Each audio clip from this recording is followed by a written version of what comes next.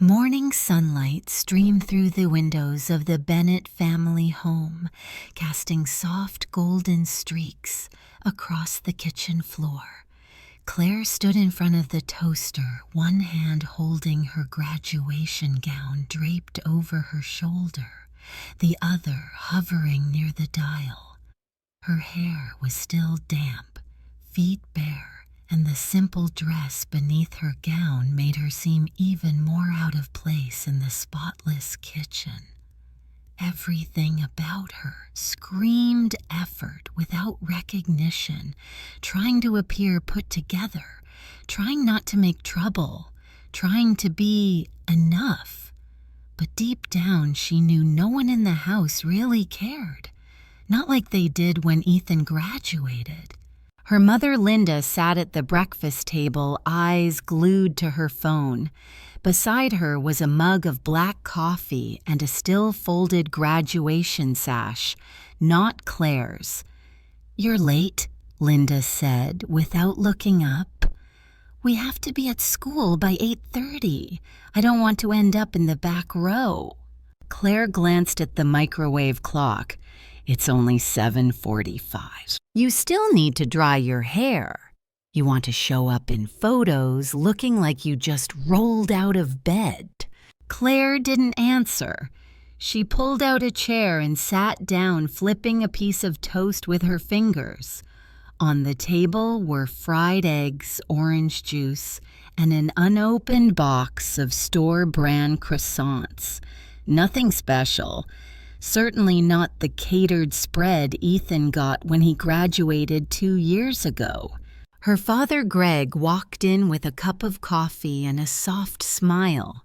He wore a tucked-in polo and was adjusting his watch as he greeted them. "Morning, ladies. Big day today." "Yeah," Claire said dryly, "real big." Greg bent down to kiss Linda's cheek and looked around. "Has Ethan texted yet? You think he'll find the place okay?" Linda didn't look up. "I sent him the address. But you know how city kids are always getting turned around." She chuckled. "Ivy League changes you." Claire stared at her glass of orange juice. "He grew up in this house." "Well, he's different now," Linda replied. "Mature, professional. I'm proud of him." Greg pulled out a chair and sat down. "You nervous, Claire? Feeling okay?" "Mostly tired," she said. "Tired of all this." Linda set her phone down. "You took a different path than your brother, but we're proud of you for finishing. That counts." Claire sighed. "So I should be grateful I didn't drop out." "I'm just saying you made it. That's something. Anyway, Ethan gave up a brunch with an Amazon recruiter to be here today." Claire looked up. A brunch? How heroic. Linda ignored the sarcasm. "He told me Claire's big day comes first. He's a good brother." Claire tightened her grip on the glass. "He also missed my art showcase last month. Said he had a pitch call with investors. You know how startups are. That's an opportunity." "Family is an opportunity," Claire said quietly. "An opportunity to care." Linda furrowed her brow. Before she could reply, the doorbell rang. Greg stood up immediately. "I'll get it." Claire pushed her plate away, still untouched. "You're not eating?" Linda asked without looking at her. "Not hungry." "You'll regret it later during the ceremony. Don't come crying if you faint in front of the superintendent." Claire stood slowly, deliberately. "Just for today, could you pretend like you see me?" Linda looked up, confused, as if Claire had spoken in a foreign language. The door opened and Ethan's voice boomed through the hall. "There she is, the graduate herself." He entered the kitchen, tall and polished, his smile wide. He hugged Claire before she could react. She stood stiff, not hugging back.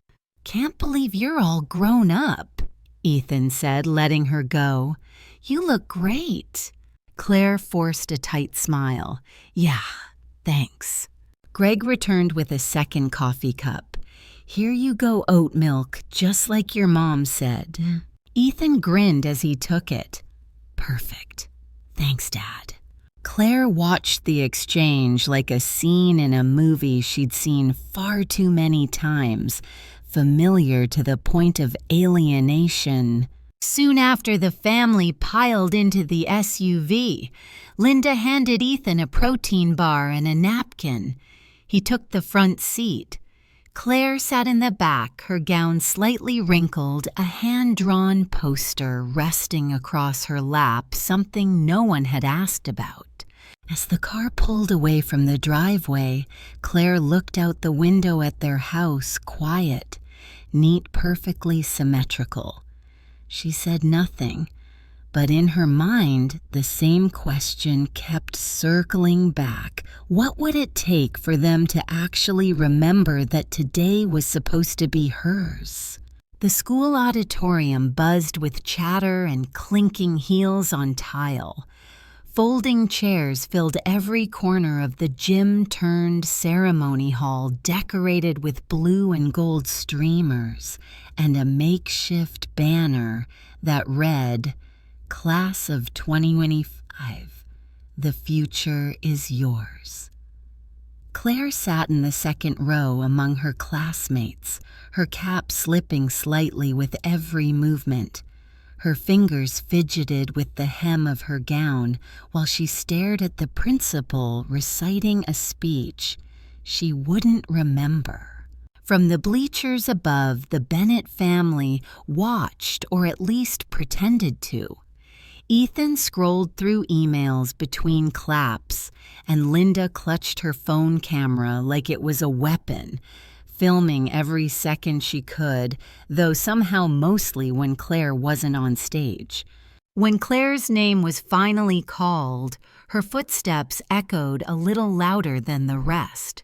She shook hands, smiled tightly, and accepted the diploma, cover that held no real certificate, just a prop for the cameras. As she turned to face the crowd, her eyes scanned for her family. Linda was adjusting the zoom. Greg clapped. Ethan waved like she was a celebrity at a charity event. Back home, the air smelled like reheated lasagna and lemon-scented cleaning spray. Claire slipped off her heels by the door, then made her way to the living room where a long folding table was set up with disposable plates and sparkling cider. A sign taped to the wall read, Congrats, Claire, in glitter glue. The I missing a dot, the E tilted awkwardly. Claire stared at it for a moment too long. Guests trickled in. Mostly neighbors, one or two distant cousins, and a former middle school teacher who mispronounced her name twice. Ethan was in the center of the room, surrounded by people, asking about New York tech internships and which hedge fund he might end up at.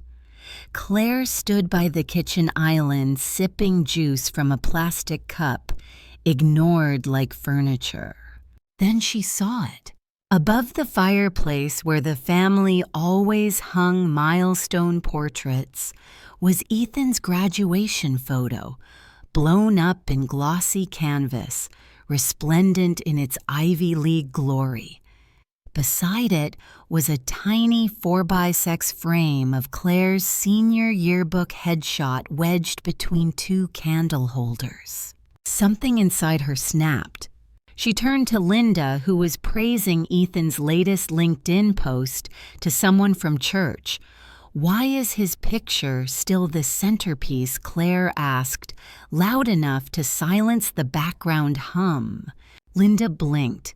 What are you talking about? You know exactly what I mean. It's not that serious. We'll frame yours properly later.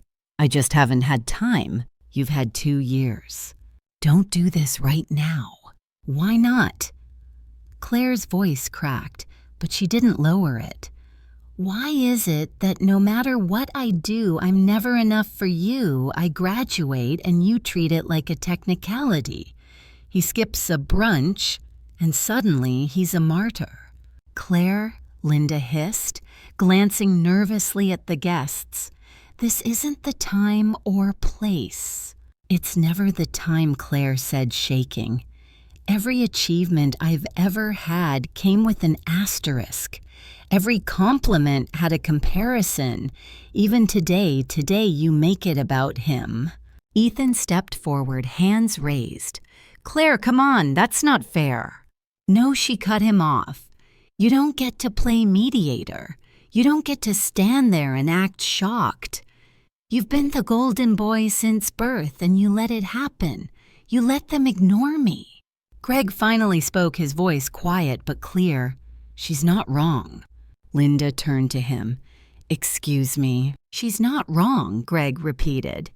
We've been hard on her. You've been hard on her. I've done everything for this family. You've done everything for your idea of this family. Silence rippled through the room. A cousin awkwardly excused herself to the bathroom. Someone near the punch bowl turned away. Claire felt her throat tighten, the weight in her chest pressing like a stone. She couldn't cry. Not here.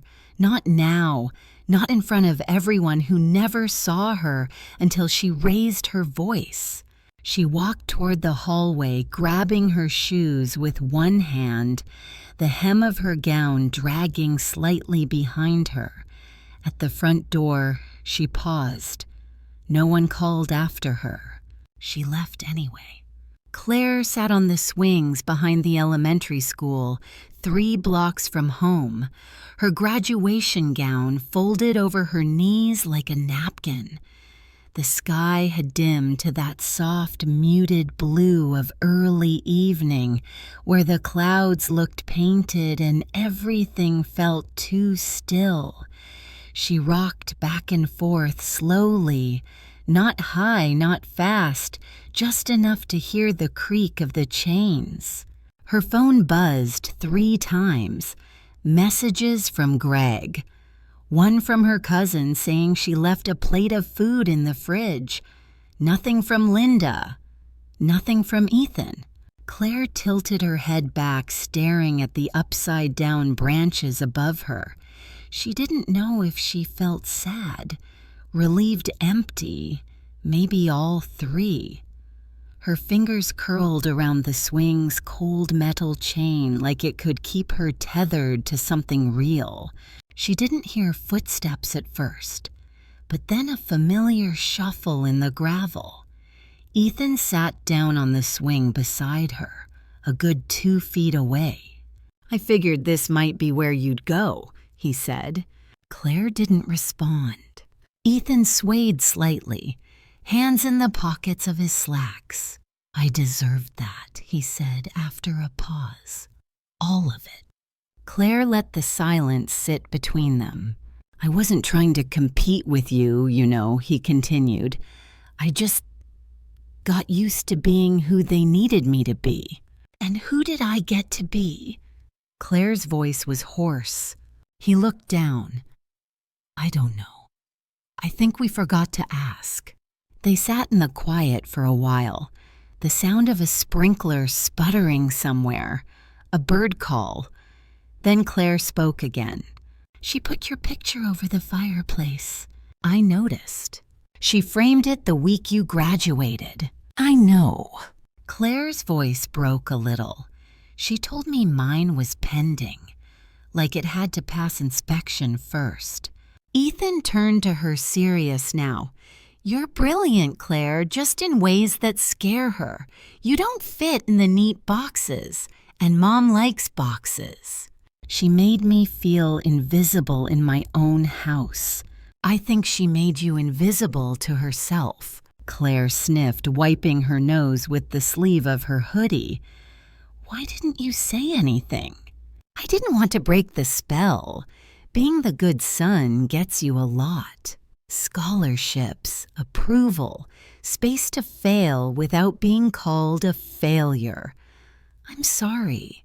She didn't reply, but she didn't walk away either. Eventually, Greg showed up. He didn't say anything at first, just stood near the monkey bars, giving them space. Then he walked over and crouched beside Claire. "I should have spoken up a long time ago," he said. "I let things slide because it felt easier. But easier isn't always better. Not when it comes to your kids." Claire looked at him sideways. "You never said anything when she cut me off during dinner, or when she called my art a hobby." "I was wrong," Greg said, "and I want to do better, starting now." Claire studied him, eyes searching for something beneath the apology. Then she nodded once slowly. "Then start by not letting her change the subject this time." He smiled softly. "Deal." Back at the house, the party was over. The banner was sagging. Someone had taken the last croissant. Linda was in the kitchen alone, rinsing dishes in silence. When the door opened and the others stepped inside, she didn't turn around. Claire walked in first, Ethan and Greg behind her. No one said anything at first. Then Linda spoke, voice tight. "So I'm the villain now." "No," Claire said, "you're my mother, and I need you to act like it." Linda turned slowly, her face pale and tired. "I thought I was doing what was best for everyone." "You were doing what was safest for you," Claire replied. "And that's not the same." Linda swallowed, her eyes glistened. "You scared me today." "You've been scaring me for years." It was a whisper, but it landed like thunder. The silence that followed wasn't hostile. It was just fragile, like a thin layer of glass resting between them. Then Linda stepped forward slowly, carefully, and did something unexpected. She reached out and hugged her daughter. Not a light pat on the back kind of hug, a full one. The kind that felt like an apology with no words left. Claire didn't hug back at first, but then her fingers curled around her mother's shoulders, and she let herself sink into it. Later that night, when the house was quiet and the kitchen cleaned and the banner folded up in a drawer, Claire sat at her desk brushing pencil strokes across a new canvas. Her cap was on the shelf, dusty already. Outside the porch, light glowed warm and yellow. A soft rain had begun to fall. And for the first time in a long time, the house didn't feel quite so cold. A week passed. The graduation gown was still hanging in Claire's closet, half folded over a chair. The framed diploma had arrived in the mail, but she hadn't opened the envelope.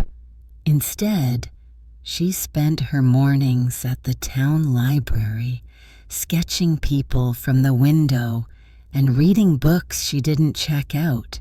In the afternoons, she rode her bike through side streets, always avoiding the one that passed Ethan's old middle school where his name was still etched on the honor roll plaque. One morning, Claire came downstairs and found her father in the garage sanding a piece of old pine. He was building something, a frame maybe, though he hadn't said what. He looked up and smiled when he saw her. "I was thinking," he said, brushing off sawdust, "we should hang one of your pieces in the living room." Claire blinked. "Seriously?" Greg nodded. "Seriously. Not because it's graduation related, not because it's symbolic, just because I want it there." Claire hesitated. "You'll have to argue with Mom about what comes down." "I already did." She didn't say anything, but the corner of her mouth lifted just slightly. Later that day, she walked past the fireplace. Ethan's photo was still there but moved. No longer centered, no longer towering. And beside it, a clean blank spot on the wall with a small nail already tapped in place. When Ethan called that night, he didn't ask about the photo. He didn't mention the swing set or the party. He just said he was reading a book Claire had once left on the coffee table, a quiet, strange novel she never thought anyone in the family had noticed. "It's really good," he said. "I get it now." Claire didn't know what to say, but she listened. The next morning, Linda knocked on Claire's bedroom door, not opened it, knocked. That in itself felt unusual. Claire opened the door, still in her pajamas. Linda stood there holding a canvas bag and a slightly wrinkled manila envelope. "This came for you," she said. "I didn't open it." Claire took it and set it on her desk without comment. "I also got you something," Linda added. She handed Claire the canvas bag. Inside was a small set of charcoal pencils and a notebook with thick textured paper, the kind Claire had been eyeing at the art store but never bought. "I wasn't sure which brand," Linda said awkwardly. "The guy at the register said this one's good." Claire stared at the sketchbook. Her fingers tightened on the spine. "I don't expect forgiveness," Linda continued. "Not right away, but if you ever feel like showing me what you draw, I'd like that." Claire nodded. Just once. It was more than silence. It was something. That evening, Claire sat outside on the porch steps, sketchbook in her lap, the first page blank. Greg stepped out quietly and handed her a lemonade. He didn't say anything, just sat beside her and looked out at the yard.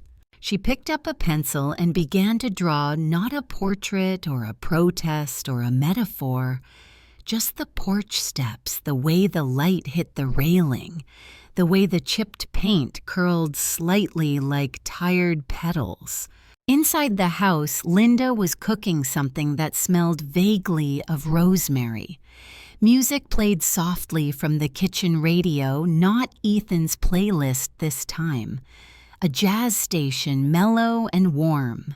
When she was done sketching, Claire left the notebook open on the table and went inside. She didn't say look at it. She didn't have to. 2 months later, the heat of summer had fully settled over Bucks County. Lawnmowers buzzed in the distance, and the smell of grilled meat drifted through open windows across the neighborhood. On the Bennett's front porch, Claire sat cross-legged with her laptop open sketchbook beside her and a melted iced tea sweating into a coaster. A soft breeze blew across her ankles. Inside the house sounded different than it had before. Not quieter, just less sharp. No one was walking on eggshells, but no one was shouting either. The space between conversations wasn't heavy anymore, just space. Ethan had gone back to the city, but he texted more now. Sometimes just memes, sometimes real questions. "What do you think of this photo? Should I quit my internship? Do you want to visit in September?" He'd even mailed her a book, a photography zine from a gallery in Brooklyn. No note, just a sticky tab on one page where someone had scrawled, "You'd make this better." Claire had kept it under her pillow for days. Greg had cleared a full wall in the hallway for what he called the Claire Gallery. He didn't ask permission, he just started hanging prints. One of them was crooked, and Claire left it that way. Linda had changed in ways Claire couldn't have predicted. Not loudly, not dramatically, but noticeably. She had started attending a support group for parents dealing with high-achieving child burnout. She didn't bring it up often, but she no longer interrupted when Claire talked about her art. She didn't correct her anymore. Once while cleaning, Claire found Linda flipping through her sketchbook, not scanning, not judging, just looking. She didn't hide it. She just said, "This one feels like a storm, but quiet." Claire didn't say anything, but later that night she drew something new and left it on the kitchen table. It became their rhythm, a sketch left in an open place, an honest comment in return. No pressure, no agenda, just exchange. In August, Claire started volunteering at a local after-school program that taught visual storytelling. She rode her bike there in the afternoons, carrying a backpack full of charcoal sticks and printed photo references. She never used lesson plans, just let the kids draw what they wanted. On the last day, one of the girls gave her a bracelet made of mismatched beads and said, "You don't talk like a teacher, you talk like a person." When she got home that evening, she found a small box on her desk. Inside was her graduation photo, newly framed. Not shiny or oversized, just simple wood. A soft matte finish, her name written in delicate cursive at the bottom. Taped to the back was a note in Linda's handwriting. "You deserved this the day it was taken. Sorry it took me so long to catch up." Claire didn't cry, not like she would have a year ago. She just smiled, ran her thumb along the edge of the frame, and set it on the windowsill where the light would hit it every morning. Later that week, Greg took her out for breakfast, just the two of them. A diner with cracked red booths and terrible coffee. They didn't talk about big things, just eggs weather the neighbor's broken fence. But near the end, Greg looked at her and said, "You know you've always had the clearest voice in the house. It just took the rest of us too long to hear it." Claire looked out the window into the blur of summer sun. Then she nodded. "Yeah," she said, "but you hear me now.